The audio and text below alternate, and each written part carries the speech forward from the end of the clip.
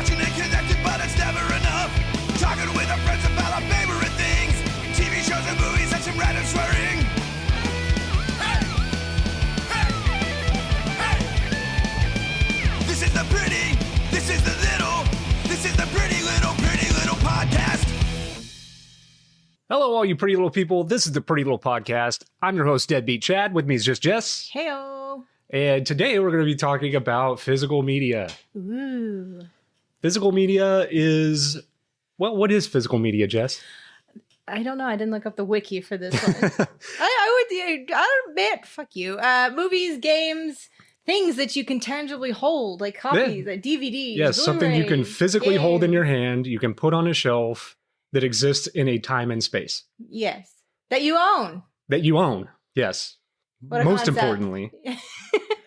So, this topic has come up because, you know, I watch a lot of YouTube, especially lately, and physical media is something that is being heavily talked about, not only on YouTube, just social media in general. Right. It's making a comeback. Yeah, because we have now reached a point where the enshittification of everything That's that your new we... favorite word. Yeah, it is. I don't it know where is. you heard it, but... It's so prevalent in our lives now that we have entire generations that are nostalgic for a time they didn't exist in, Right. simply because it was real. Hmm. And it's kind of a bummer too, because I mean, collecting movies is something that we've just kind of always done. Yeah. You more than me. I'll be like, yeah, sure. I'll Well, like it to own a copy started of when this, I but was yes. young, right? Because back in the 90s, you couldn't download a movie. Right. You couldn't download shit. I don't And know, you had to have a physical copy of something if you wanted to enjoy it. You know, it started for me with VHS. Uh-huh. That was like, you know, I was just not old enough to be into beta. I had a Laserdisc player that my dad gave me. Did you really? Yeah, with like, I had like a stack of like 20 Laserdiscs that he gave me. Wow. Most of it was like the Superman movies. I think there was a Star Wars I've movie in there. never seen one in real But life. for me, the problem with Laserdisc is it's kind of a pain in the ass. Uh-huh. Simply because most of the time you would have to flip the disc over to continue watching the movie, and Ooh. then God help you if the movie was on 2 discs. Oh no. But So like the old like Final Fantasy games and stuff that have multiple yeah, like discs, the old and you're like, PS1 games. insert disc Yes, too. exactly, Oh, exactly. Okay. But yes, for me, VHS is kind of where it started.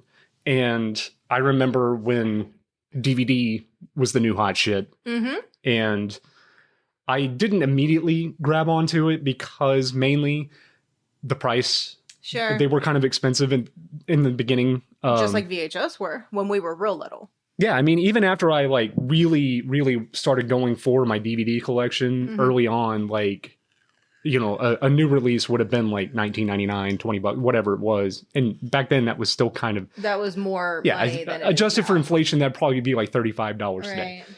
So it was not, And we were young and broke. right. It wasn't cost effective, but also because DVD was coming in, a lot of video stores and places that sold VHS were trying to unload these things and they were Right. selling them for nothing. Right.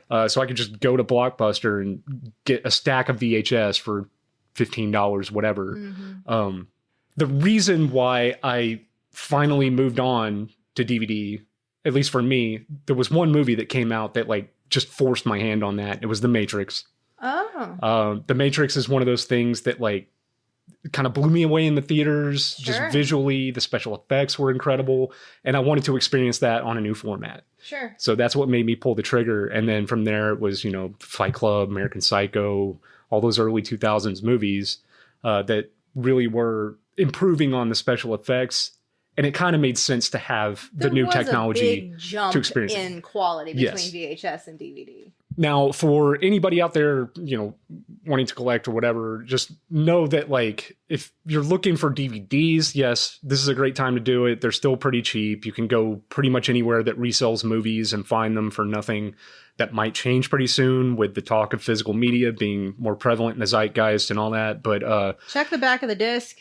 yeah, make sure the disc is in there. Make sure it's not scratched Well, up, yeah, fingerprinted, just- whatever. But Yeah. also those like early DVDs, you know, the ones I'm talking about that came in the cardboard snap case. Oh, for sure. We've got tons of them. Yeah, we do. Just know that most of those are most likely going to be like Laserdisc rips or VHS rips. So if you're watching them on a modern television, it's going to look terrible. Huh. I didn't know that. Oh yeah. Yeah. But, anything after like 2000, if it's a DVD, it's probably going to play just fine on modern televisions. I've never been one of those like resolution snobs.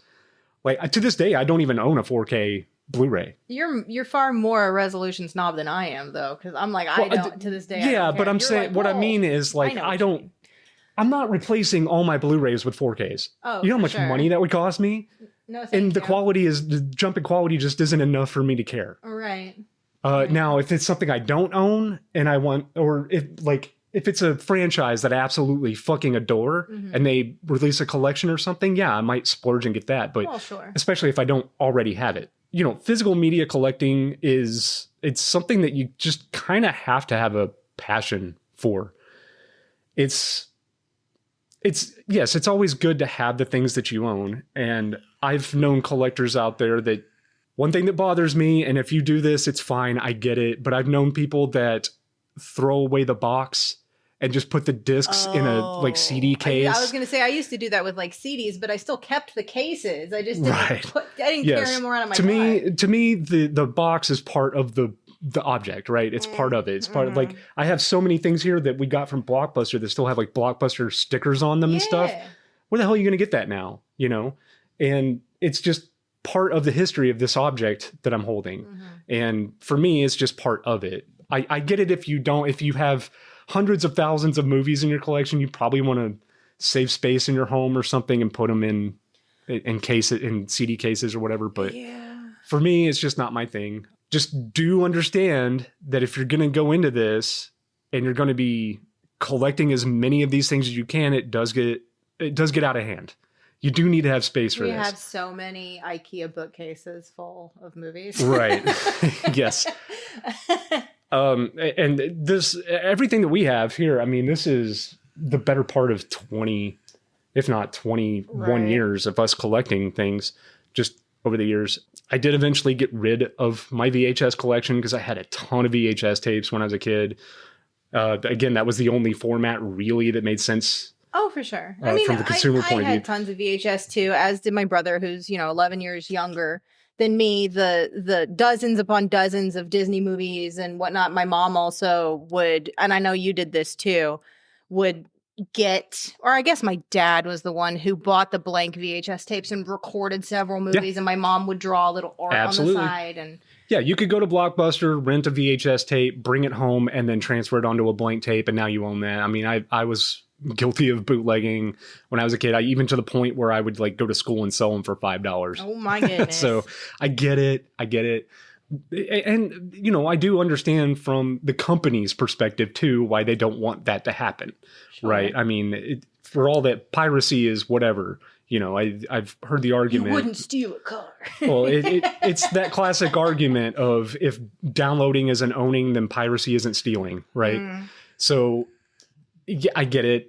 I was guilty of it too, but VHS, and my hat goes off to anybody who collects VHS, because that is probably the most cumbersome thing you can collect as far as movies go, because put 100 of these things together and you find out you're out of space real quick. Oh, sure. And there's people out there with thousands and thousands of these things, and where they have room for it, I don't know. But not only that, but VHS is also like one of the more temperamental ones too, because they get mold. You got to clean them over time and everything. Right. So anybody collecting VHS tapes right now are very passionate about it, because this is a pain in the ass to collect for in a lot of cases. Yeah, I think everyone our age, at least once or twice, and probably multiple times, had like a VHS tape get stuck in the VCR and then it won't eject, and then you pull it out and the tape is like attached to it, and you're like, oh my God. And yeah, it's like I've had that happen. Not only that, but just like rewinding in your VCR, it breaks the VCR. So they had those, standalone rewinders. Yeah, and it was faster than doing it. Yeah. Absolutely. I had a bunch of those too, because I didn't want to break my VCRs. Yeah, just know going into this, like, it's probably, I would say that the easiest thing to collect for right now would be DVD, just because they are so cheap. They take up just about as much space as a 4K or a Blu-ray, not much more. I mean, they are slightly bigger. Very slightly. But you can go anywhere that resells movies, and they're just going to be trying their hardest to just unload the DVDs. Sure. That might change because physical media is back in the zeitgeist, and now we have scalpers and things like that looking for the out of print stuff, looking for the hard to find rare DVDs, things that are on DVD that were never put on Blu-ray or 4K or any other format. And those things are going to start going up, especially if you're buying them on eBay. I would not recommend going to eBay to start a collection. No. Go local. I mean, with us around here, it's Movie Trading Company and places like that. I don't know what you have up there or wherever you are, but yeah, they have resale shops and all of that stuff that sell used DVDs, and more importantly, those physical stores have overhead. They got electricity they have to pay for. They have to keep their doors open, you know? Sure. So they're probably more interested in selling something than letting it sit there until it sells. Yeah. They're typically going to get rid of these things pretty cheap, especially if it's like a pawn shop or something, because they really just don't even want a movie section in their store. What was your first experience with just physical media in general? Like, what's the first movie that you bought with your own pocket money? I know the first CD I bought, but I don't know the first movie I bought. The first CD I bought was Smash by The Offspring. Right. And I was in like 4th or 5th grade. And I remember at the time my mom was impressed with my choice, and that made me feel really good, an adult. I was like, I made a good choice. Right. Well, actually, the first CD I bought was Dookie by Green Day, and that's only because like I went there to get like the first Korn album. Oh, really? You? Yeah. Yes, I went there to get the first Korn album, and it was in the new release section right next to Green Day. And you liked the art?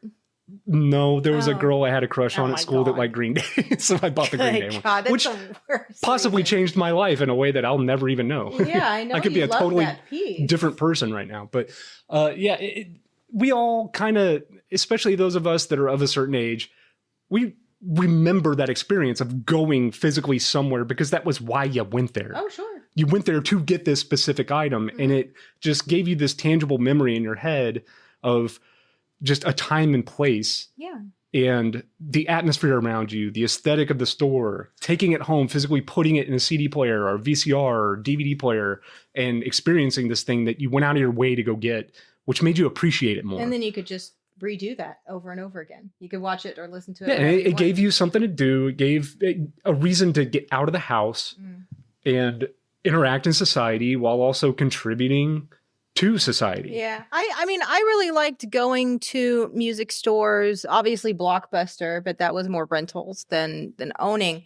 But I loved the setup with all the different like rows of headphones with like different CDs, and you could like put the headphones on and listen to a little bit of it and like maybe discover different music that way. Yeah. They went out of their way to make sure that you could experience these things in the store and then walk out with it in your hand. You know, anything that they could do to get you to buy something is what they were doing. And I mean, some of these stores too were just incredible. You know, like going into a Blockbuster was an experience. Going into a Toys R Us was an experience. Oh, yeah. And it's just something that you don't really get anymore because it seems like especially the big box stores, the Walmarts, the Targets, what have you, things like that, they seem to just be this like all encompassing everything under one roof situation that just isn't fun. There's nothing fun about going to Walmart.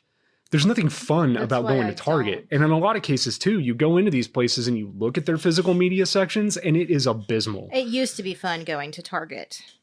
Yeah. That used to be a thing we did. They used to have rows and rows and rows of physical media. Sure.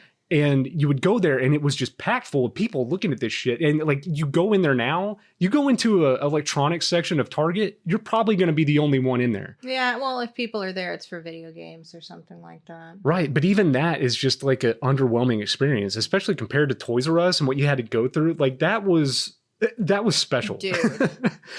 Because they didn't have the games on the shelf. You went there and they had little cards that you could flip over and look at the box art and everything. Huge wall of just endless options and huge, the pieces of paper. Yeah, you had to pull a ticket. Yeah. And take it to the Take it guy to the with register. the coolest job in the world. They would scan the ticket at the register. You would pay for it, and right next to the exit was this. The counter. Yes, Oh, this. It looked like a bank teller I window. guarantee it was the most bored teenager in the world. Oh, behind sure, there sure. making But minimum every wage, one of but, us were oh, like, man. this guy must love his He job. has every game back there. But yeah, and again, collecting, not even just collecting, but just enjoyment Right. of something became an experience. Sure. Because you were going to enjoy what you went there to buy something you were going to enjoy anyway, but then you Chances are. added an experience to it that just, it can't be replaced by a digital download Right. at all. And what was it? We did, here's another point that I'm going to bring up. And this, kind of goes back to how cheap DVDs are right now. We did an episode with Chucky on Cabin Boy. Yes. We don't own Cabin Boy on DVD. It's one of the few movies we don't own. Right. And we had to rent it on Amazon. Yeah. What was it, like $13? No, I don't think it was that much. It was more than I had before watching it again decades later. I mean, there's a reason I didn't own it. Because when I saw it when it was new, I did not enjoy it. And it wasn't until this episode where Chucky forced us to fucking watch it. Oh, God, I just, ugh. But And it was funny. My point is to rent it digitally was more than it would have cost just to go buy the damn thing on DVD. Possibly. I don't know. I don't remember exactly how much it was, but I do know you only had it for 48 hours. Yeah. So, and then it's just gone forever. Yes. So until you rent it again or buy it. But I will say that at least I assume this is still the case. Places like Movie Trading Company and whatnot have rental prices, unless that's changed. They would let you, if you buy something and you don't like it or whatever, basically you can bring it back and they'll deduct like a rental or they charge you full price for the thing, and then if you bring it back, they deduct everything but the rental price from it. Right. I don't know if they still do that. They did that for a long time. But yeah, I mean, that was an option too.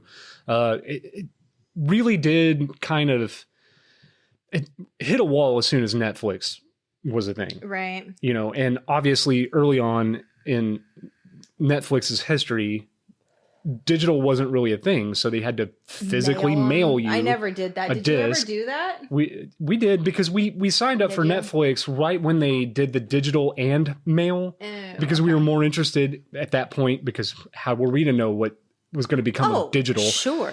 It was the new thing. It was kind of cool to have all these options just at your fingertip on a remote. And then also we were able to get DVDs through the mail if we wanted. I mean, I was still going to Blockbuster at that point because I was like, if I'm going to rent something, I'd like to watch it now and not wait for 3 to 5 business days or whatever. Yeah, that model felt kind of weird. Back and all that shit. Right, because you were like, oh, I want to watch this now. You would say, send it to me, and 2 days later it would be in the mail. And it was just like, I'm not in the mood now.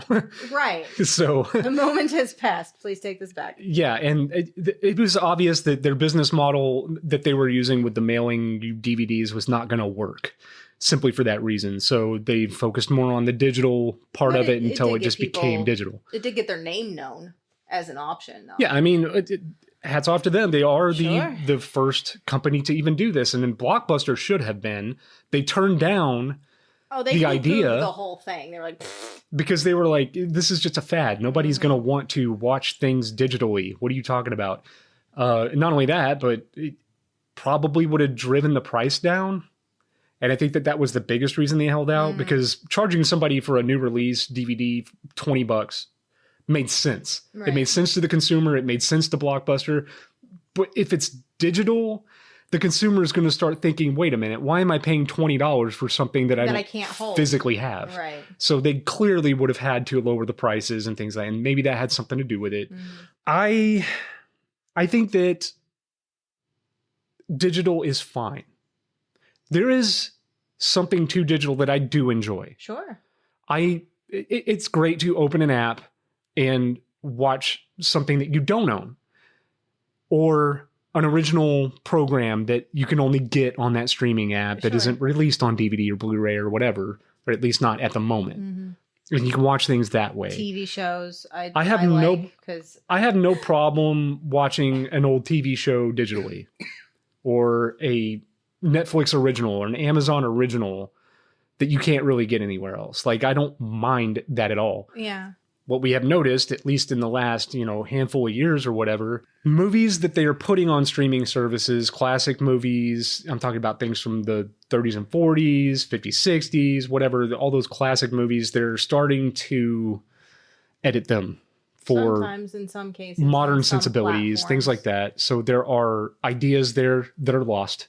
There are concepts there that are lost. There's history that is lost that we can't learn from or progress from. See, I don't know how much edits I've seen. I've seen like little disclaimers at the beginning of different like TV shows and Disney is the movies worst and at stuff. this. Like, well, don't they? I mean, we haven't had Disney Plus in a very long time. And if they're not editing But I it, remember they they're did that putting a in front of disclaimer at the Dumbo. beginning, Sure, which just is fine. warning you that these things may be I don't have any triggering or issues whatever. with that. That's fine. What I absolutely will not stand for is editing anything. Sure. I don't think it's a good idea. I think that if it's something that doesn't interest you or is possibly going to trigger you, maybe don't watch it. Well, I mean, the disclaimer should be good enough to my mind because we were watching The Whitest Kids You Know while we were working. And there's a little disclaimer Right. in front of a lot of that. They're like, look. This was a different time, okay? Please don't hate us for Don't this. hate us. It's a joke. Can we take a joke? Thanks. Love you, And bye. we're talking about Whitest Kid You Know, which was like, Yeah. what, 2008? Yeah. Not even that long ago, but R.I.P. Trevor Moore. yeah. That's sad. So why don't we run down the positive aspects and the negative aspects of physical versus digital? Okay. Because I think that's the most important part of this episode anyway. All right. My job with this episode is to sell our audience on going and buying physical media, right? In most cases. So what would you say is the biggest draw, aside from just owning it, right, forever? Right. What would you say is the biggest draw to like a Blu-ray or a DVD? Well, you get more than just the movie in a lot of cases. They have a lot of behind the scenes stuff, additional features. Bonus all of that. features. I love that shit. I love me a documentary of any kind ever. I'm thinking of, oh my God, what is that in front of? The David Lynch quinoa thing where he teaches Yes. you to make quinoa. Something that if you I can't don't think of what movie have that's this, attached to. it's lost. wonderful. And yes, bonus features were a big draw to these things. And it didn't even happen until like turn of the century is when they really Right. started ramping up Yeah. the bonus features and the behind the scenes, the deleted scenes, things Yeah, like that. But things that I had loved dearly my whole life, like Labyrinth, like The Dark Crystal, they had these little behind the scenes documentaries attached to them, and you got to see how it became, and that was so cool. Right. Aside from that, which is you're just not going to get that digitally. I know there are a few of those movies out there that'll say it's a digital plus, which means it does have some bonus features. Amazon does this. You do pay more for it, of course. But at the end of the day, bonus features, especially turn of the century, is what was really, really... That sold me. I've bought different versions of the same movie because of additional bonus features and Because of like the Lord of the anniversary Rings and edition. stuff like that. Sure. Unrated editions. That's another thing that I was going to go into. Director's cuts. Yeah. Things like that. Like one of my prized possessions is my Blade Runner I know. Blu-ray box set. Is that a briefcase? It is, yeah. Okay. It's in a little plastic briefcase. It's Yeah. got MacGuffins and bullshit in there, and I love it. But there's like 5 different versions of this movie in that Right. collection. And not only that, but it's on like the best digital transfer that they could get. So yeah, there is something tangible to the amount of bonus features that come on these things. And not only that, but like in a lot of ways too, some of these things are time capsules of the era. If it was a movie that was put out that appealed to like, the millennials or the Gen Xers, around this time, they started doing soundtracks for movies. And a lot of times they would put the fucking music video to these things, or all the music videos. Some of these came with a CD. Yeah. The soundtrack to the movie, and there was just something else that you could enjoy going and getting this. And it kind of justified that $20 price tag. Yeah. Well, and I also just like that it's never going away. That's something with Netflix, with Amazon Prime. I mean, we have Prime Video because I have an Amazon Prime account, right? I'm not paying extra. It's for not Amazon for, Video. But yes, they it's for, take shit away, and they determine what I have access to on a rotating basis. And that Right. I'm not a fan of because they'll take the things away. Amazon account is because we have shit sent here. Yes. Not because of the streaming service. That just comes along with it. So we take advantage of that when we can. Which I don't really use either. But I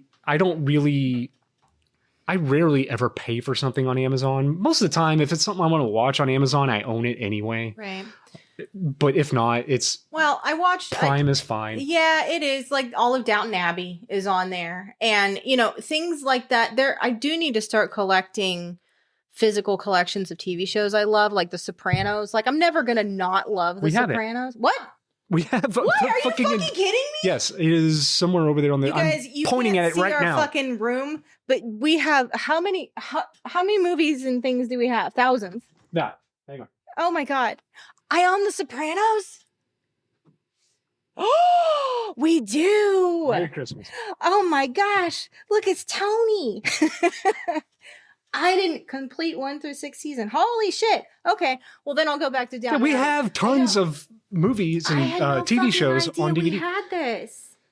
Hell yeah. Yeah, and then there are things that like got released on DVD, and where the fuck else are you going to find them? Like we were just watching The Max, that old MTV cartoon series based on the comic.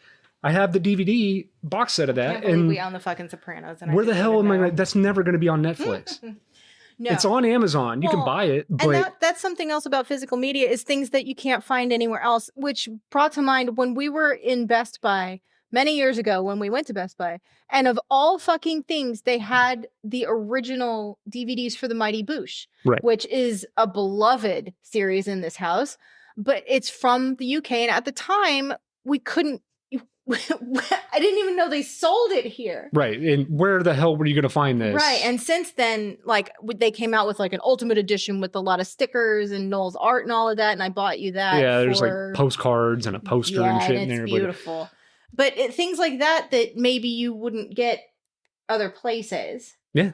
Yeah. And again, this was something that was shown in England, but it was not televised here until after that box set, or after the DVDs came out. I think Adult Swim picked it up. Yeah. Well, because we saw the old Greg clip on YouTube in like 2007 or something like that. And then they did a few years later a show on Adult Swim at like 2:30 in the morning because we had a DVR at that time and I would set it up to record all of them. But we didn't own them at the time. No, we didn't. And then when we were in Best Buy, we saw the DVDs and we bought them immediately. My shit. And we didn't have a lot of money, but we bought all three of those. It was not cheap. I think each one of those things were like $40 or something. There were 3 of them. Right. And that was back when we were like broke. Yes.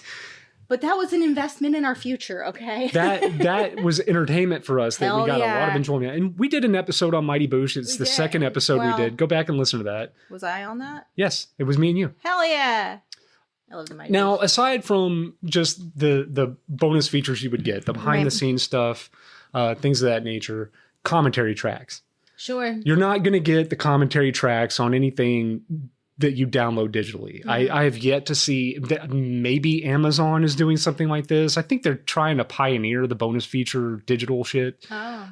Commentary tracks are something that is absolutely necessary for anybody who is a cinephile. Because if you take something like a Paul Thomas Anderson or Quentin Tarantino, things like that, like commentary tracks are like gold for somebody like me because it gives you more insight into the film. It gives it more of a presence as a work of art than just content, which I think is we're living in the age of content. I hate the word content. Movies are becoming content. You can see this. It's very prevalent on social media spaces, Instagram in general. You know, it seems like they're just a movie comes out. It's kind of this flash in the pan photo op for the moment. Sure. And then it kind of goes away and the next thing comes in. You know, last year, everybody was fucking gung-ho about Beetlejuice.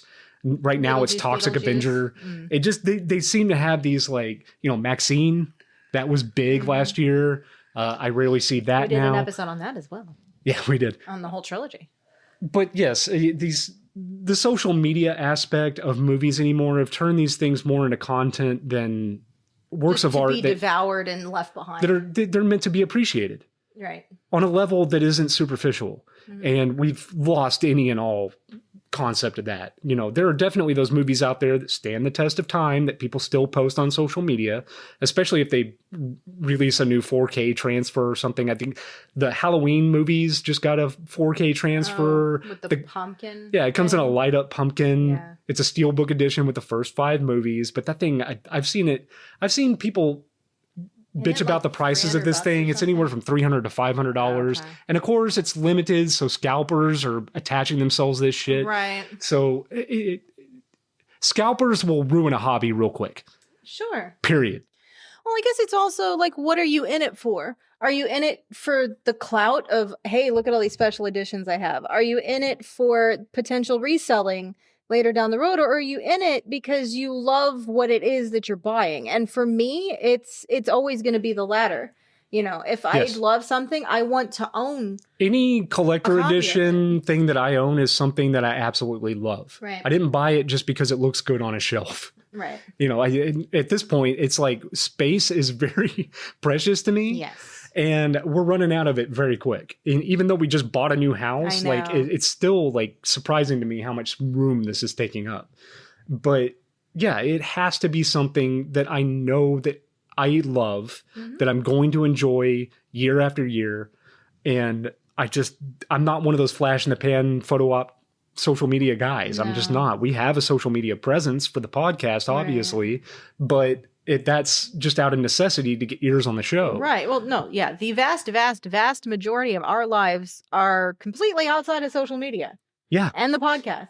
And this is a thing we do, and we by design. Fun. Yes, I don't want to spend all my time on social media. No, thank you. It's a great place to waste 15, 20 minutes or something, or put something out there to get people aware of, and that's basically what I use it for. Anytime we put out a new episode, I uploaded a photo. I try to make thumbnails that are interesting and striking for the show. I love your thumbnails. They're fine. Well, I think they're awesome. But as far as collecting goes, I'm not an action figure guy. We have tons of we have tons of figures, and I do have figures of things that I love, but anime figures and stuff. I'm not in that space. Ooh, I am. Oh, my collecting, basically, it's been scaled down to movies and video games. Well, yeah, but you have a ton of movies. Yes, like movies are by far the thing we have the most of. I go to anime conventions several times a year, and I am always looking for that statement piece of the weekend. Like, what is going to be my big thing? Like, I work hard, you guys. I work a lot of long fucking hours. So you do. I know. I try, but I don't have the. Well, it's just not at my disposal. Grim determination. It's that. I'm sure it's partly the elder millennial in me who I am fucking determined that we are going to have a good life. Despite the fucking world. Hell yeah. Fuck you. I will carve my own way. And so when I go to conventions, you don't go. But I go with our kid who's, God, over 19 now. She's getting up there. But we go and we talk to the voice actors. I get art. That is something that I collect, is art pieces from these different voice actors. I get their signatures, and it's not for fucking clout or money. It's because the pieces are beautiful, and you have given me something that is precious to me. And this is a way that I can directly thank you and give back to you. And that money goes in your pocket for your fucking job. Thank you. Well, and if you're jumping on bandwagons just to collect things because you see it all over social media, if it's not something that brings you like legitimate joy, if it does don't not bother. Joy. It's not worth it. I will see. We see a lot of fucking assholes, obviously resellers with like little wagons full of Funko Pops. Funko Pops, Pokemon cards, Labubus. I mean, the list goes on and on. At the conventions to get them signed. Oh, okay. Yeah. And one thing I do really enjoy is most of the voice actors that I've talked with and interacted with, you see their price sheets. They charge more for Funko Pops in particular because they know you're not there because you give a shit about me. You're reselling it. You're going to post this on eBay later today. Yes. So once again, the scalpers ruin a hobby. But you're going to fucking pay me more. It because I know what your game is. And by the way, if you are one of these people that just jump on Instagram or social media in general and you're just doing these flash in the pan photo ops, I mean, you're only incentivizing these scalpers to latch on to something. You're giving them fuel. Yep. And if you're one of those people like me that complain about scalpers ruining a hobby, Stop. Maybe don't do that. I don't know. Stop giving them ideas. Stop giving them fuel for the fire. It's insane to me that you would even want them to be aware. It's okay to have something you love and are proud of and not show it off at the first available moment in social media. Yeah. And I It think really is okay to have something just for you. for I'm our just saying. generation, it really did start with Beanie Babies. That was the first thing that I remember people like losing their shit over. They were bigger than Pogs. And then it quickly went to Tickle Me Elmo and Furby and things like that were even polluting my mother's brain. My mom had Beanie Babies and Furbies and shit. And I was like, what are you doing? why am I at Walmart at 2 o'clock in the morning in line waiting simply because you need another person here because they're limited to 2 per person? Well, I do have a very vivid memory of being in the car with my, at the time, stepfather going around from McDonald's to McDonald's to McDonald's, getting all the 15 of the fucking little Beanie Babies in the goddamn Happy Meal. Did I care? No. Absolutely not. No, but they were limited. Yes. Right? And so that was the gimmick. I think, junior high? So we went. Not only were we going to Walmarts, we were going to Hallmark stores, like you said, McDonald's to get these fucking things. And I just, as a kid, I was just like, "What are we doing?" Well, because your father was a collector, yes, right? But I didn't have it. That the Beanie Baby thing was my first experience of don't take the tags off, don't keep them in the bag, and I was like, "What the fuck is going on?" Well, disclaimer here too. I think the very first thing would have been comic books for you, but I think as far as like a pop culture phenomenon. Oh yeah, that had soccer moms and it my had to be Beanie stepdad Babies going around because this is gonna be it. We're baseball investing. cards were always part of that. You know, the yeah. card collecting scene, the comic book collecting scene that ushered in the Beanie Baby. I never really knew weirdos anything about any of that. Yeah, but it just seemed that like ever since Beanie Babies, it's just been scalper after scalper after scalper. Sure. And that's where it came from. Like, I mean, I say that, but I had Beanie Babies all on the top of my TV and my cable box that I had in my room at the time. Well, back then you could my still favorite one. You could still go into a store and find some. Oh yeah, no, we lived real close to an it was called the Antique Sampler Mall. It's across the street from Hurricane Harbor. Yeah. And I don't live there anymore, so I'm fine saying that's where I grew up. But you go to a store now that sells Pokemon cards, they are sold out because scalpers have just cleaned it out. It's like I've seen YouTube videos of scalpers literally just cleaning out a shelf while a little kid is standing there looking at him like, can I have one of those? I actually like I just want one pack. I don't even want a whole box. Yeah. And it's so sad to witness. These people you're collecting for the wrong fucking reasons in my mind. It's investors selling to investors.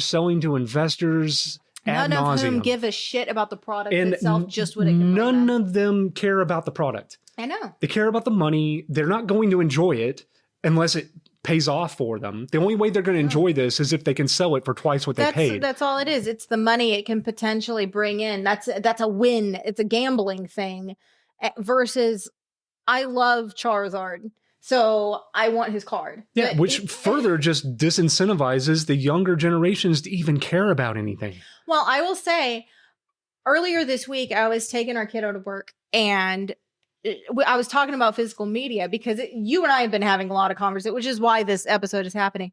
And she was like, I just don't get why you two are so obsessed with physical media. But she grew up she had a lot of VHS and stuff. She has tons of manga, tons of action figures, tons of statues. She absolutely understands it. I think maybe it's just movies she doesn't understand. Or music because and I get it. I was a far bigger music collector than movies. Gen Z and Gen Alpha, I don't think they really care about how they get a movie. She has no issue paying $5 for a tap the lid on the Mayo game or whatever the fuck. But she absolutely understands the value of an autograph on a poster. Yes. No, she's got as much art as I do. Well, almost. And yeah, but she's just as guilty as I am at convention. We're at the point now where we're like looking for specific people because we don't just go for anybody. I have to love again, it goes back to like something that brings you legit joy. I'm going to call her the fuck out later on today because you made a good point. You can't... If it's not giving you joy, it's work. And if this becomes a job and it's just, it becomes exhausting to even partake in a hobby because it's so hard to get into, or it's so hard to even get the thing you want. Like blind boxes are another thing that's something that she understands that I do not. I have never understood the blind box thing. Do not understand but she doesn't do the appeal of a blind box. When I am from a generation that if I am paying good money for something, I want the thing I want. Well, yes. And I will not say, the ability to get the thing I want. The chance. My luck is real weird because I end up doing things randomly out of nowhere that like most people don't get to do. Like, you know, dancing on stage with the flaming lips or something, picked out of a crowd to have a makeover or like whatever the fuck it is. Random shit, right? Right. When it comes to blind boxes, no. I always like, I have to appease her, like earlier in life, like when she was growing up and stuff like that, she would get so excited and go, "Oh, you have to get one too." And I'm like, "They're like $30 fucking, but okay." And it never failed. I never got the one I wanted. Yeah. Ever across the board. I think one time in my life I've ever gotten something I actually wanted out of a blind box. But the problem is she almost always and we can go ahead and loop Loot Crate in with that shit too. Oh, because we used Loot to do Crate the was Loot ridiculous. Crate thing. Yeah, we did definitely. for like 2 years straight. We were on board with the Loot Crate thing, and it just became this thing where it's like. Now I'm thinking of Ashens, yeah. the YouTuber. It just became this thing where it was like. Clown. When we first started, there were like 2 or 3 things that we liked. Yeah, sure. And then it became 2. And then it became 1 until it was just nothing of value to us personally. It didn't bring us joy, so we canceled. But blind boxes to me, and I'm not... If that's your I'm thing, not shitting on you if that's your thing. If you seriously are okay with whatever the fuck I get out of this, I'm going to be happy. That's awesome. And if you like the surprise element. Yeah, and there's a whole etiquette based around that too. Because if you get something you don't want, you can put it on eBay. Somebody else does want it. Trade it. Whatever it is, I get it. You know, there are ways around getting the thing you actually want. But it's like, you could cut out all that bullshit and just get the thing you want. I've been burned by this world too many times to trust the blind box. Well, and then that goes back to the Pokemon thing because, you know, card collecting in general, that is a blind box experience. You know, the whole thing is modeled around what are you going to get. Cards, Magic so cards, now One Piece has you have a pack of cards that because it's unopened, it's worth $1,000. Because it's potential. Yes. But once it is, it's worth $2. Right.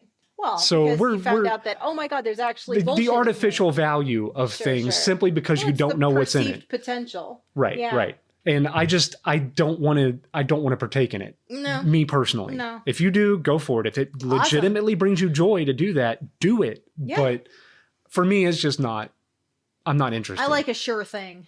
Yes. Like I said, if I'm spending my money, I want to be sure I'm getting the thing I want. Yep. That way I don't have to keep spending the money over and over and over until I get the thing I want. Yeah. When it comes to figures, I'm super, super picky.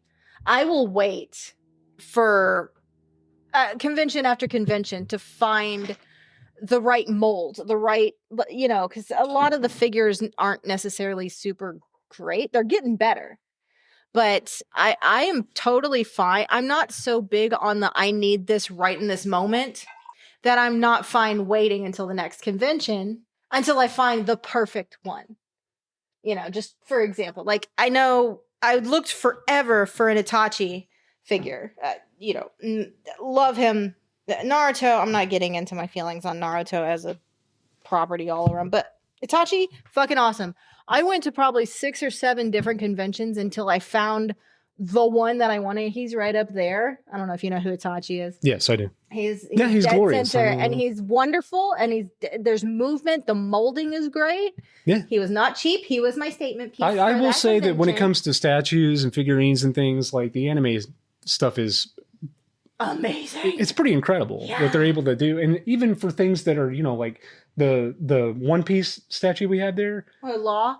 No. The one next to the Godzilla. Oh, with the, yes. That was $40. And I mean, it's Luffy incredible and looking. Kid and Law. And we bought that from a local, like. It was a store or like a stall within an antique mall. Leviathan Collectibles. Yeah. And I think they're in conjunction with Spider Cave.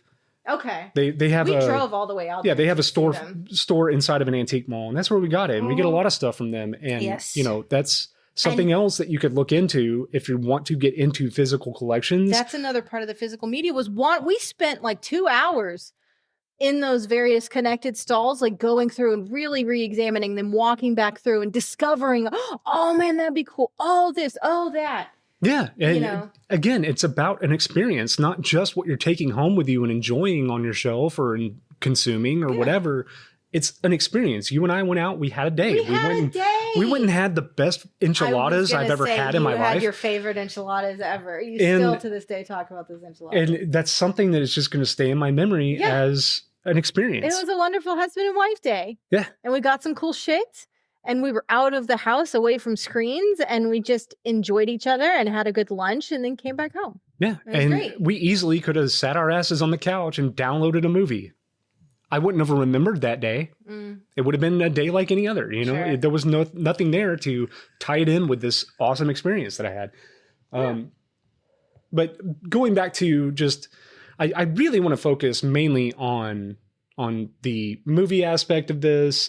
I know that with figures and stuff like that, we can't really talk about physical collecting without getting into that. And, you know, by all means. That's much more my... Right. And I get it. I do. There's, you know, you went to a convention over a weekend and you brought me 2 Godzilla figures that I absolutely love. Ones, yeah.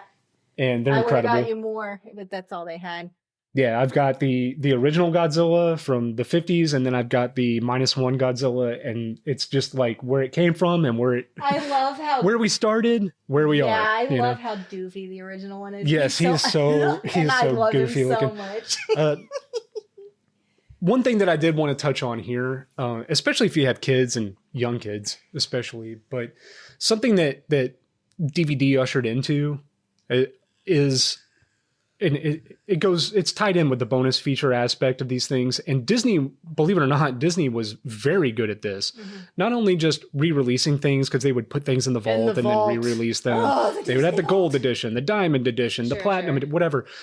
And one thing that I did want to mention is something that I have memories of, because I have 2 nieces and a nephew who are very young. Not now, but yeah, one of them is married. One of them's in the Marines. So, but back, you know, in 2000, you know, the turn of the century, when they were kids, like we would go and get movies, and especially the Disney movies would have games. They would have interactive games that you could play with the remote. And I just remember there were times when Friday night, we would go and get movies, we would watch the movie, and then I would spend time sitting with them playing the games. And it was just another way to interact with media that really did capture their attention far longer than an 80-minute movie would have. And I think there's something special with little kids of going somewhere, whether it's you get to pick a candy at the checkout line or you get to pick a game at Blockbuster or whatever it is.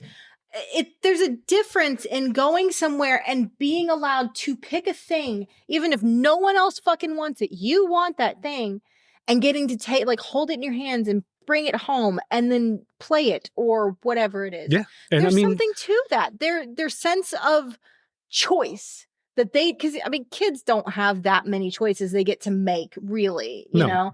So it's important for them to develop their own personality no, I would like this, and then get to live with that if it sucks, which is something that as kids we dealt with a lot with different NES games. Yeah, you want to talk about Back to the Future? Pre-internet was a Wild West wasteland of disappointment, potential disappointment.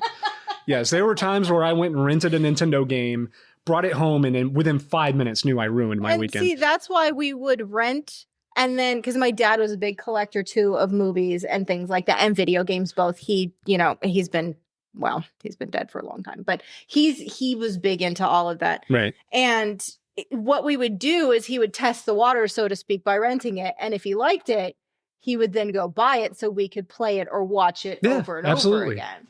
Absolutely. Yes, renting things was a good way to determine whether or not you wanted something. Which, if you want to utilize streaming services, it's not really all that different now. But understand that nothing on a streaming service is ever guaranteed.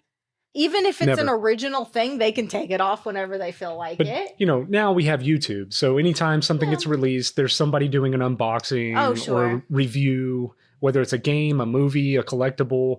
There's nothing left to circumstance here anymore. It's just you can go on That's the YouTube. equivalent You of can renting, be more or sure less. this is something you actually want to Yeah. spend your money on. And collecting is definitely getting expensive.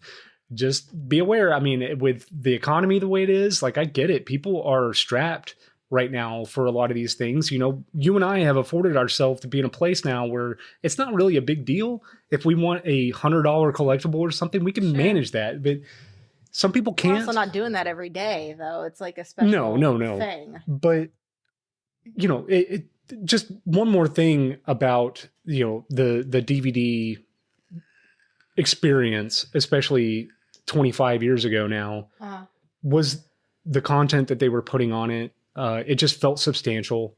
It felt like you were getting your money's worth. Yeah. Um, The early menus were really crazy.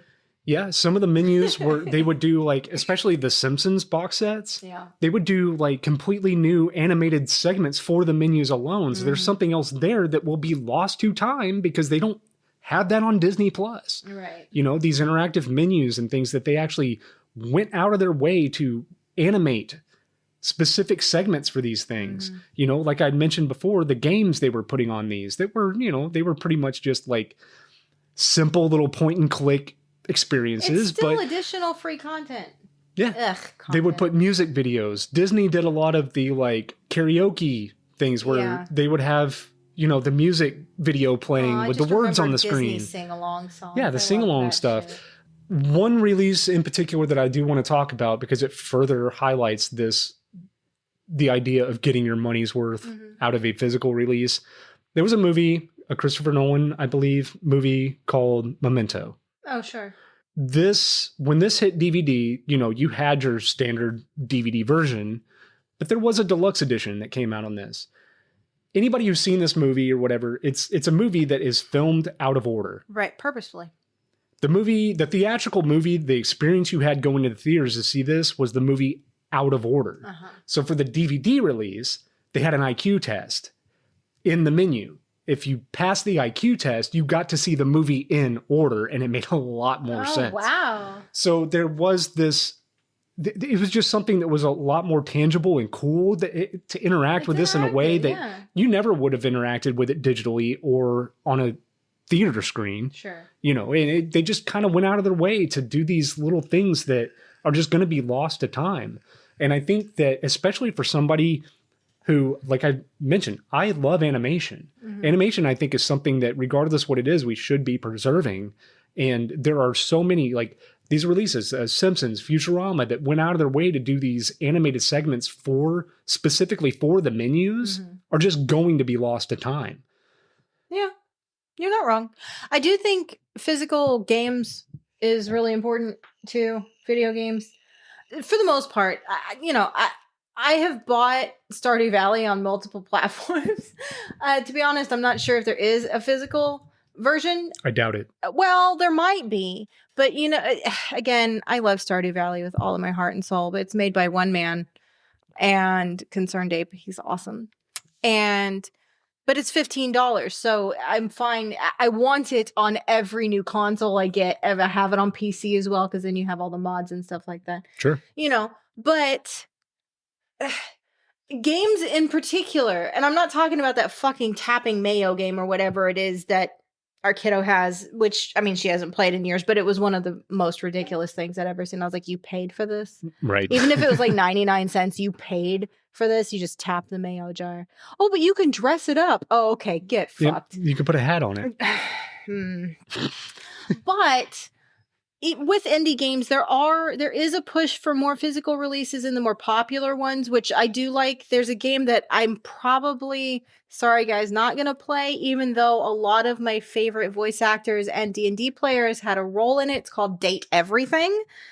I don't really play the dating sim games necessarily, but you can date the door and the electricity, you know, whatever. It's very tongue-in-cheek, intentionally kind of both in loving tribute and kind of subtly mocking that whole thing. Right. But they did come out with a physical release, and I love that for them. But there's a lot of people involved with different anime voice acting and Critical Role, which is D&D awesomeness, and things like that. A lot of these people who I've actually been able to talk to and meet and get art from and stuff like that, they came together and made this shit real, and it went so well. The launch was insane, and they were able to make a physical copy. And Right. I think that's awesome, because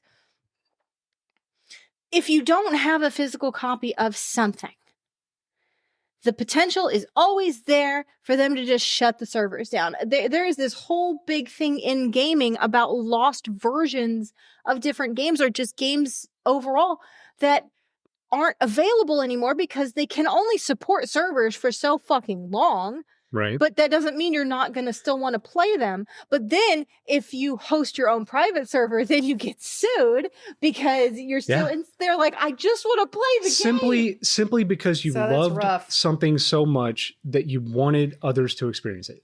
That shit and it's pisses not a me the money-making fuck off. thing at all, man. Just These make it companies available. that are just never interested in making money off this franchise anymore, and they're going to go after people who just really carry this around in their heart, and it's just so fucking awful. I mean, on one side, I understand, like, from copyright perspective and all of that. I do own a publishing house, so I understand you can't just fucking take my copyrighted then they material. need to capitalize on it. But yes, or sublease the rights, man. I don't know. These people are already willing to front money for servers and stuff like that, and tend to them and see Yes, them. they have plainly told you that we are willing to put money into this. Right. And It's instead just not of enough money to instead make of it worth their while. the creator of this product keeping it going, But they're just going to put out you lawsuits. can absolutely sublease rights on consignment. You can do that. Never mind. I'm not going into the particulars. It's just irritating to me. Even though I personally am not super affected by it, it hurts my heart. You know, if something happened and I couldn't play Stardew Valley anymore or whatever, and I've been playing that for over a decade at this point, you know, things like that you have invested so much time and effort, and you love everything about it, and there's infinite replayability. Fuck, we just let us have the things we love. Yeah. And while we're on the subject of video games, I'm going to go out there and go ahead and say that, we did kind of get lucky because we existed at a time when these things were new and they were relatively cheap. It was $60, whatever. And then over time, they become more and more and more expensive. So we kind of got in on the ground floor of some of these things. But I will say, like, something like Ribbit King. Oh, hell yeah. I bought that for $25 off of eBay after the Grumps played it. That shit was awesome. We have Ribbit King on GameCube. And it's an incredible game, but it's not something that I'm ever going to part with. I don't care how much. No, I bought that, and I didn't buy it because it might gain value. I bought it because I wanted to play the Rivotopia level because it looks fun as shit, and guess what it is? Right. Baten Kaitos. That's one, yeah. Which is an incredible RPG that was on the GameCube that had this incredibly unique battle system. Sure. We've got physical copies of that, and they re-released it on the Switch. Re-release. I found it on the Switch. It had both games at Anime Frontier last December. Right. And so I was like, ooh. Again, you just never know what exactly is going to become valuable in the future. Yeah. And if you're one of those people that you're collecting things that you really enjoy, but you're also aware of your mortality, like I am, like I will get rid of this if you ever got cancer, when we're old and can't do anything, I will sell all this shit to make sure that you are taken care of. Thank you. I do not care. May that not happen, knock on wood. So, yeah, but at the same time, like, do I care about the value of these things? No. Do I want them to go up in value? Absolutely, because you never know what crutch you're going to need to lean on in the future. Well, and I've told our kiddo, like, you're going to have a lot of shit when we're dead. Like, and sell it, keep it, like, I don't care. Like my grandma, who is still with us at this point, is very, very attached to things to the point where she won't get rid of anything, or, she's at that point. Whereas, and my outlook might change if I get old and get dementia. I don't fucking know. But to me, I like being surrounded by things I love that encapsulate little moments in time that make me happy. But at the end of the day, I don't know. I won't be mad if the kiddo wants to just sell everything and go, oh my God, and maybe make some money. Cool. I won't be here. I won't care. I will not care. I will not give a shit. Please sell everything I've promise. spent decades collecting and take a vacation, baby. Yeah, I did this to make me happy. Sure. I'm no longer alive. Sell it. I don't give a shit. Don't care. Have fun. Yeah. And, going back to DVDs and things of that nature, like special editions, Sometimes they came with extra shit that went beyond media. Sure. Sometimes it was a figure. Mm-hmm. You know, there's a lot of these like collector's editions even that we have that have like figurines and things like that came with it that you can only get in that set. Mm-hmm. And, you know, some of those things are even kind of valuable online now because people went and bought the collector's edition at a secondhand estate sale or something, Right. and the figure's missing. All the people didn't know what they Well, now they want the figure to complete that set, so Sure. they'll go to eBay and buy the fucking figure or whatever. Mhm. But yeah, they were really doing a lot in physical media inception, especially at the turn of the century, like I said, with the Lord of the Rings and adding figurines and like, I think there was like a Gollum, like, what do you call There it? was. Yes, that came. Yeah, a little. He was crouched on a rock. Yeah, it was like a It's an book. ultimate edition thing. What do you call that thing? I don't know. It was for a bookend. Oh, It was yes, a Gollum. Oh no, bookend. no. Those were the two statues. The two. God, I'm so sorry, guys. They're like Kings of Gondor or some shit like that from the past. Okay, It's yeah, been a long there you time. I go. don't remember. There was a Gollum figure crouched Yes. on a rock, but there were two. And Okay, I thought it was a sorry, It's bookend. been a long time. Yeah, there were But bookends again, of those two. That things. just goes to that show are in the you how movie. far they were going because Lord of the Rings is something that was based on a book. So it made Series, sense to yes. include an item in there that was based on a physical book collection. Sure. And they just really did go out of their way for a lot of these, you know, let's say mid 2000s, especially when collector's editions got really, really good. Sure. You know, and then you take like a Paul Thomas Anderson, you know, he's one of my favorite directors ever. Right. If you look at any of his movies that were put on DVD, like they went out of their way to make this feel substantial. Like the box was special. There was something to it. It wasn't just a plastic snap case. Right. You know, these were like, they would fold out. There was multiple discs. There was bonus features out the ass. They did everything in their power to make you feel like this was something worth your money. There's like art and stuff behind, you know, where you take the discs out. There's like there was like murals and shit involved in some of this. It was awesome. Let me show you something real quick. Okay. I still can't believe we own The Sopranos. The Crow. I'm sad. I've got the Crow Blu-ray in my hand right now. Yes, you do. This was a Walmart exclusive. Okay. Take this. What do you notice? I don't know what I'm supposed to say. Oh, it looks like a VHS tape coming out of the.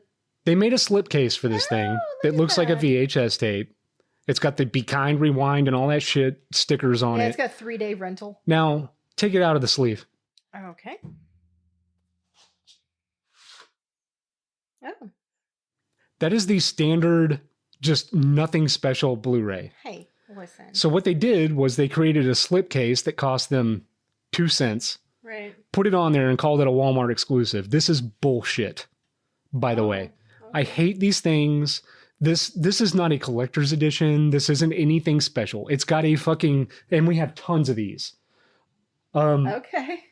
There's nothing special about this. This was a $5 release that I bought at Walmart long ago.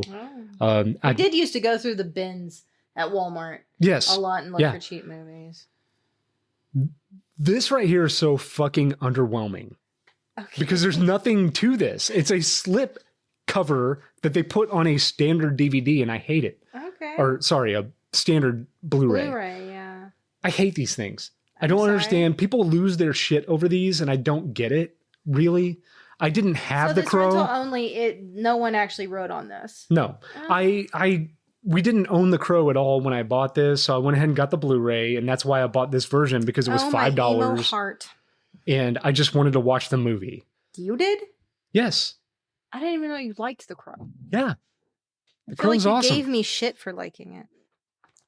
But there are ways of getting the Crow that have special editions that are far superior to this. They are going to Okay. cost you a little more, but you know, if that's something that you enjoy, Mm-hmm.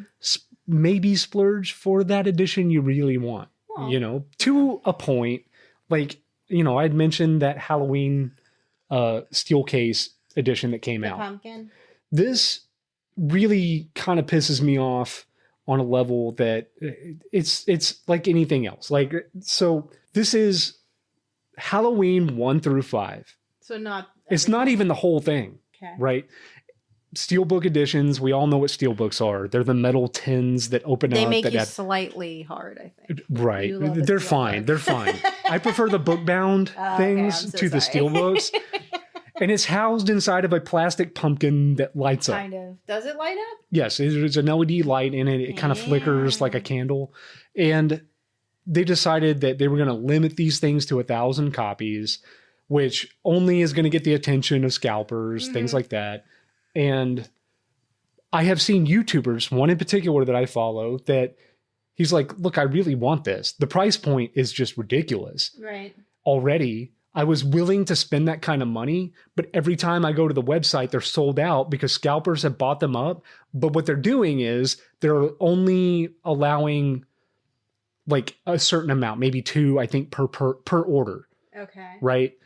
So what are scalpers going to do? They're just going to create another I account. was They're going to going say, to you can just create another Gmail account at the drop of a hat and get in there this that way. particular set right now is something that collectors really want. Every time they go, it's sold out. So they have to sit there and fucking refresh their goddamn screen over and over until they have them in stock. Because somebody bought too many and now they have more than they thought they had. Right. And it's just not something that I am even willing to do. First of all, I mean, Halloween is whatever to me. If it's your favorite franchise, I get it. You know, that's fine. It's never really appealed to me to that level. But this edition, first of all, should not have been limited to 1,000 copies. They knew this was going to be a big seller. Sure. They should have made more copies.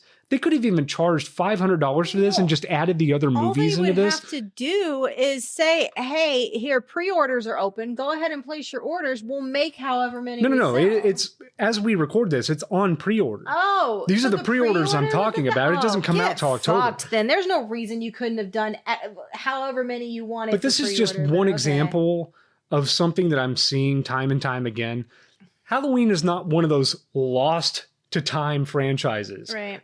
Halloween, every movie in this series has been released time and time again. that's what I was Every gonna time say. there's an anniversary, every time there's a new director's cut, you can get this movie in any other kind of way outside Sure. of And most, this edition. most people who would really want this probably Now- already own them. They're getting it for the extra The shit. kicker here is that this is the 4K Blu-ray edition. And I think this is the first time it's been offered on 4K. Oh. So that's what got collectors I can't even involved in begin to this. care about 4K. I don't notice that much of a difference. I My don't eyes either. aren't good enough, but okay. No, well, I do notice a difference, but not one that's Eh. substantial enough for me to pay $500 for a set. Like, No. especially if I already own it on Blu-ray, I don't give a shit. I'll pay $500 for like a 2-foot Luffy. But this is just an example of going too far with a collector's edition, in my opinion. Now, I'm not alone, but I'm an outsider when it comes to this because there are people that absolutely want collector's editions to this scale. But they should And be that's able to fine. get them. Yes, They want them. anybody who wants one should be able to buy one. Right. Period. Well, not for like $5 or something. But No, I understand that this is something that's the substantial limited and it's to going to look good 1,000 on a thing, shelf. If it's on pre-order, is ridiculous. I'm You know, sorry. and look, physical media collecting, it's become this thing too, where there are two camps that I'm seeing time and time again, right? There are people like us that have a podcast, they have a YouTube channel, something where they are reviewing movies, they're talking about Sharing movies, what they are we love and don't love celebrating so much. the art of filmmaking and things like that. Now, if you have a YouTube channel, it really does lend credibility to you to have these collector's editions in the background of your videos to show that you are, in fact, a hardcore collector and consumer You've of these invested things. in this. Yeah. Right. I get that. Then there's the other side of it that is just kind of the social media influencers that they want to latch onto these things. They'll buy them, throw them in a background of a photo or something. They don't really care. Right. In a lot of cases, they don't. It's just the new hot fucking thing that they want to put out there, and they want to lend credibility to likes and comments and interaction on their social media page. That is just kind of what I'm seeing time and time again. And it really pisses me off that these people that are passionate about this thing to go as far as to create a YouTube channel, film themselves talking about this, start podcasts and things like that, cannot get these items because the flash in the pan photo op assholes on social media are buying them. Scalpers are buying them and just pricing them out of enjoying something that they love. Well, yeah, I feel like that's because they probably don't have a lot of power or love in their life. And so this is the one little thing they can do and just kind of like, fuck you.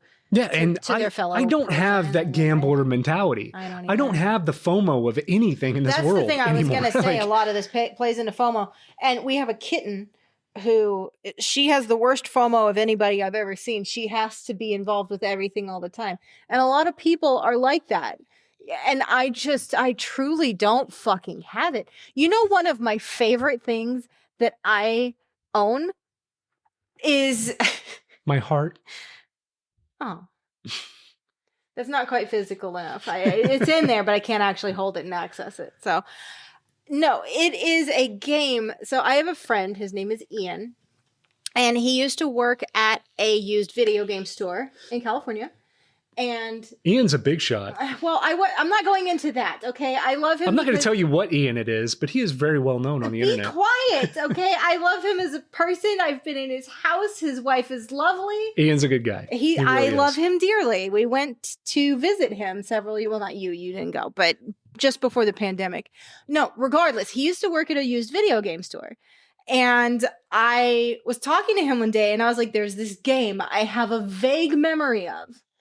And all I fucking remember is I used to rent it from Blockbuster, and you were like a blue blob, and you could stick yourself on a wall. And I thought that was the funniest fucking thing. Yeah, I see you over there laughing, but shut the fuck up. Hey, so this is the importance of physical media, okay? So Ian, beautiful boy that he is, he was like, I'm going to research this and get back to you. And he came back to me and he was like, it's a Super Nintendo game. It's called Smart Ball. Yeah. And I was like, oh, and he was like, we have a copy. I've bought it for you. And then he was supposed to send it to me for like 2 years, and he never did. So it took me flying to California, and he had it in his little bag when I, met him in person for the first time. And he we hugged and whatever, and he was like, here you go. And so it is this vaguest of memories from childhood that I now own a piece of. Yeah. And that is really special. Again, it's because who the fuck remembers Smart Ball except for me? It's attaching physical media to an experience. Yeah. And that's what you should be doing. Yeah. If you want to get involved in collecting anything physically, and that goes beyond video games and movies. It's action figures, it's tennis shoes, it's hats, whatever the fuck your thing is. Like, if it is not bringing you legitimate joy, just don't bother. Then you're in it for the wrong reasons, and maybe you should do something else. Right. And if you're getting into it because you want the value to go up so that you can sell it to fucking retire, whatever, like, you're getting into it for the wrong reason. Well, and that's such a gamble. I would rather just work as hard as I possibly can and ensure that we're good. Right. Look, and personally, our podcast, it's whatever. Right. We do this for fun. This is what we do for fun. We like talking to each other. This is an extracurricular activity that you and I can do together. Yep. And we put it out on the internet for other people to enjoy. In case anyone gives a shit and wants to listen. And that's as far as it goes. If this ever started making us YouTuber money or shit like that, I'm still keeping my day job. Okay. Yeah. I'm not putting all my eggs in this basket. No, elder millennial baby, I trust nothing. No. Fame fades. Beauty fades. People's interest in you will always fade. Sure. This has an expiration date at all times. Of course. And that could be today. It could be tomorrow. It could be 10 years, 30 years. Who cares? Eventually, it's going to go away. I don't collect things because it's going to make me retire. No. I don't give a shit. I collect things that I enjoy, that I surround myself with, so that I am in a space that I appreciate being in and enjoy being in. Yes. And if our internet goes out, we can just come and grab a movie or a TV show, or a something off the shelf. I do have the Stardew Valley board game. And we have an entire, if the internet goes out for a week, we are fine. We are entertained. We have tons of shit that we can enjoy. We can pull off the shelf and just continue our lives as normal. It's just a shift. We have all kinds of video game systems with countless video games on it that don't require an internet connection. Sure. You know, and that is the appeal of collecting physical media. This should not be an investment in your future. This should be an investment in your enjoyment. In your current life, in your day-to-day. Yes. Invest in yourself. Invest now. in your joy, not the future of what this thing is going to... possibility of what might happen, because markets are fickle. Interest is fickle. Sure. All of that comes and goes. Out of everything, every physical copy of anything we own, like maybe, 10% of it is actually valuable? Well, that's the thing. I collect things I like. You know, I have a very vast, and you hate them because they're not like the most amazing.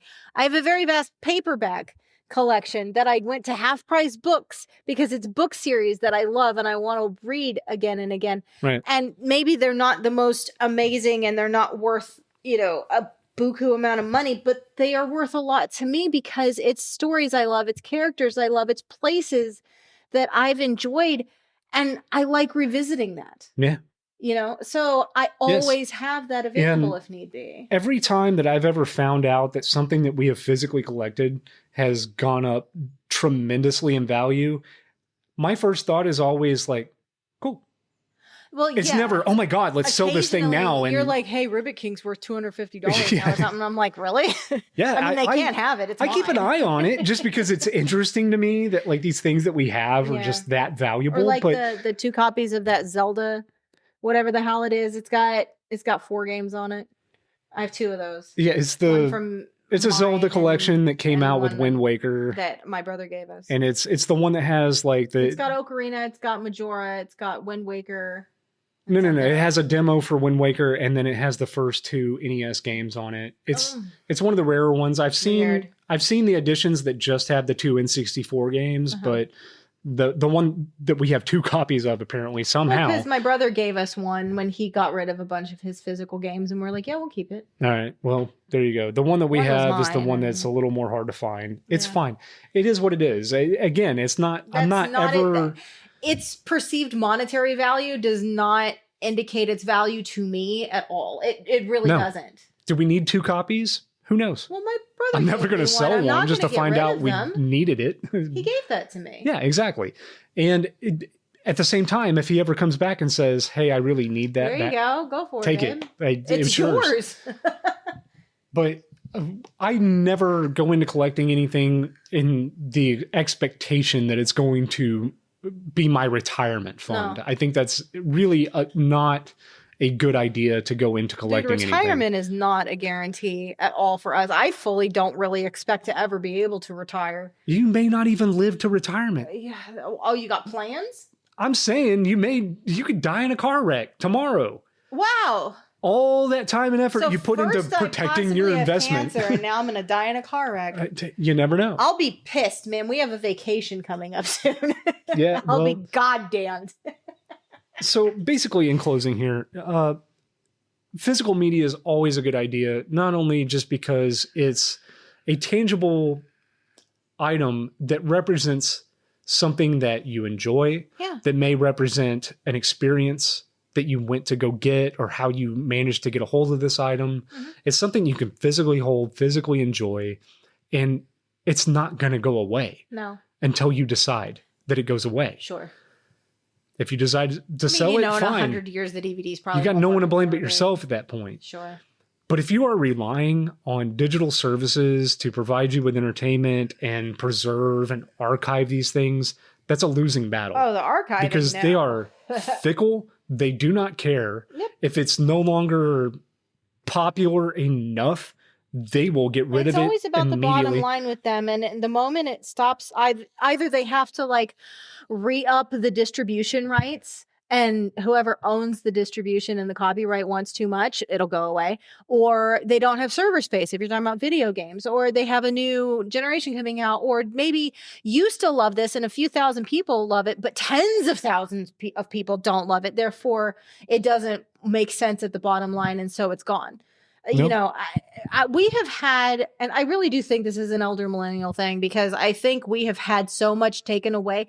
We were promised the world as Yeah. children, and the world that we inherited is shit. The in a lot future of we were ways. promised is not the future we And got. so, no, I will keep those I love and the things I love close to me, and I'm going to reach out and touch them if I need to, Yeah. because they can't actually disappear, much like the potential for my future was. So Yeah. I'll just make my own future. Get fucked, world. It's fine. Well, and not only that, but also if you just kind of look at like the state of collecting anyway, like movie theaters have been suffering.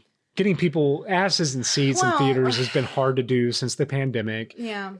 And the streaming services that came along with that, putting things that are in theaters at the touch of a button on your couch. So what did they do to start getting people back into theaters? Are you going Popcorn to talk about your buckets. fucking popcorn buckets? Popcorn buckets are now the thing, which is Oh a my physical collectible that you can take home with you. I don't get it. So there's something to physical collecting Sure. that people really identify with. They enjoy, they like having Yeah, that sure. experience. It's something to remind them of an experience they went out and had. Sure. And It's a souvenir of life, just like you do when you're on vacation or Yeah. anything else. You bring things a back. You're like, DVD, this a means Blu-ray, a 4K collection, a video game, an action figure, any of that it's the same thing. Books, You know, books, CDs. Although I don't comics. collect CDs anymore. collect things that you actually want that bring you actual joy The correct kind of value. instead of To your jumping life, on the not bandwagon monetary. of something that scalpers have like artificially driven the price up on simply because you think you're going to turn it around for a profit. Well, and that's the thing, like with the whole Labubu thing. Honestly, I mean, I will never partake because they look like something from Where the Wild Things Are. So honestly, That is I the think general they're cute. consensus. Yeah. I think they're cute. They're fine. But first of all, blind box get fucked. Second of all, perceived value and inflation and like fake. The amount of money it costs to get into the No, hobby. thank you. And it's to the point where I would not be seen with one because of what that indicates about me, possibly, right? Yeah. It's like why I've made different changes to my appearance over the years, because things I used to do or just liked for myself became associated with things that I don't really agree with. And so that then my way of dealing with that is changing things about myself. Sure. But yeah, no, the boo-boo thing, it's I all a don't get social it. media But game. again, if Labubu But them legitimately themselves brings you with their little joy, go pointy buy teeth, all the they're cute. Labubus. I don't give a shit. It They're doesn't affect me. cute, but because of what they are and what they have become, I will never have one. But this And you know what? I'm fine. this episode okay. was I don't need one. mainly just to highlight like exactly what is lost when it comes to digital media, because digital media is fickle. It doesn't It care is. about you. It cares only about profit. And once it's no longer profitable, they will get the fuck rid of it, and you will be left And they going, won't think "Where's the twice. thing I love?" It won't. It's not. And the thing is, it's so cold because it's not even a vindictive thing or anything. It's literally just bottom line, dude. And they will pull the plug at the drop of the hat and not think twice and move forward. Yeah. Never mind. They don't care that it meant something to you. They don't care if no one cares about it at all. It's the same amount of difference to them. So Yeah. I'm going to keep the things I love physically so I can have them when I want them. Same.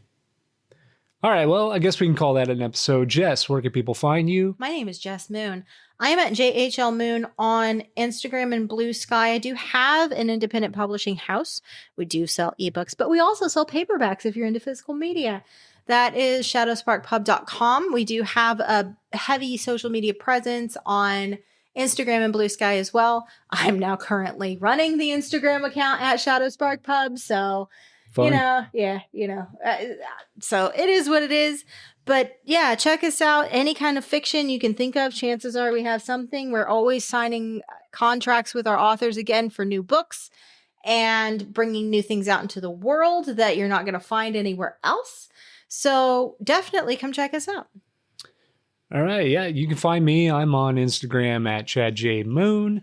You can follow the podcast on Instagram at The Pretty Little Podcast. You can. We've got the YouTube channel at youtube.com/at The Pretty Little Podcast 69420. Thank you to everyone who listens to us.